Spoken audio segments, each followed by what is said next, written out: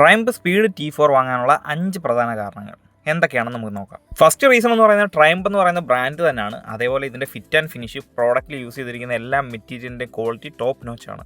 ഇനി second reason എന്ന് പറയുന്നത് ഇതിൻ്റെ ഹാൻഡ്ലിങ്ങും അതേപോലെ തന്നെ ഇതിൻ്റെ റൈഡിംഗ് പോസ്റ്ററുമാണ്. നല്ല അപ്രൈഡ് ആയിട്ട് ഇരിക്കുന്ന റൈഡിംഗ് പോസ്റ്ററാണ്. അതുകൊണ്ട് തന്നെ നമുക്ക് അത്യാവശ്യം ലോങ് ഡിസ്റ്റൻസ് ഒക്കെ ഈസി ആയിട്ട് കവർ ചെയ്യാൻ പറ്റും. അതേപോലെ എൻ്റെ ഹൈറ്റ് 5'8" ആണ്. എനിക്ക് രണ്ട് സൈഡും ഈസി ആയിട്ട് പ്ലാന്റഡ് ഫുഡ് കിട്ടുന്നുണ്ട്. സീറ്റ് ഹൈറ്റ് കുറവായതുകൊണ്ട് ഹൈറ്റ് കുറഞ്ഞവർക്ക് യൂസ് ചെയ്യാം.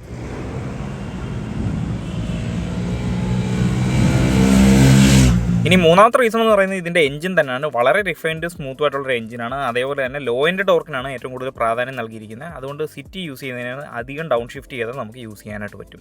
നാലാമത്തെ റീസണായിട്ട് എനിക്ക് പറയാനുള്ളത് ഇതിൻ്റെ ഡിസൈനെക്കുറിച്ചാണ്. അതായത് ഒരു റെട്രോ മോട്ടോർ സൈക്കിളിൻ്റെ ഡിസൈൻ അതേപോലെ തന്നെ ക്യാരി ഓവർ ചെയ്തിരിക്കുകയാണ് വിത്ത് മോഡേൺ ടെക്നോളജി. അതാണ് എനിക്ക് ഈ ട്രയംഫിനെ കുറിച്ച് പറയാനുള്ളത്. മെയിനായിട്ട് ഇതിൻ്റെ എഞ്ചിൻ്റെ സെക്ഷനൊക്കെ കണ്ടോ, അതായത് പണ്ടത്തെ ആ ഒരു എയർ കൂൾഡ് വണ്ടികളിലൊക്കെ കാണുന്ന കണക്ക് ഒരു ഫെൻസും കാര്യങ്ങളൊക്കെ കൊടുത്തിട്ടുണ്ട്. അതൊരു ഫേക്ക് ഫെൻസാണ്, അതിനകത്ത് യൂസ് ഒന്നുമില്ല. കാര്യം വണ്ടി ലിക്വിഡ് കൂൾഡാണ്. അതേ ആ റെട്രോ തീം അതേപോലെ നിലനിർത്താൻ വേണ്ടി വളരെ മനോഹരമായിട്ടാണ് ഇത് ഇൻറ്റഗ്രേറ്റ് ചെയ്തിരിക്കുന്നത്. പെട്ടെന്ന് കാണുമ്പോൾ ഭയങ്കര അട്രാക്റ്റീവായിട്ട് നമുക്ക് തോന്നും. ഫ്രണ്ടിൽ നമുക്ക് ആ റേഡിയേറ്ററിൻ്റെ കാര്യങ്ങളൊക്കെ നമുക്ക് കാണാൻ കഴിയും. അടുത്ത അഞ്ചാമത്തെ റീസൺ ഇതിൻ്റെ പ്രൈസ് ടാഗ് തന്നെയാണ്. അതായത് സ്പീഡ് 400-നേക്കാളും നല്ലൊരു പ്രൈസ് കുറവിലാണ് സ്പീഡ് T4 വരുന്നത്. അതായത് ഒരു 350cc ഒക്കെ ബൈക്ക് വാങ്ങുന്ന അതേ റേഞ്ചിൽ തന്നെ നമുക്ക് ഇതിനെ ഇറക്കാനായിട്ട് കഴിയും.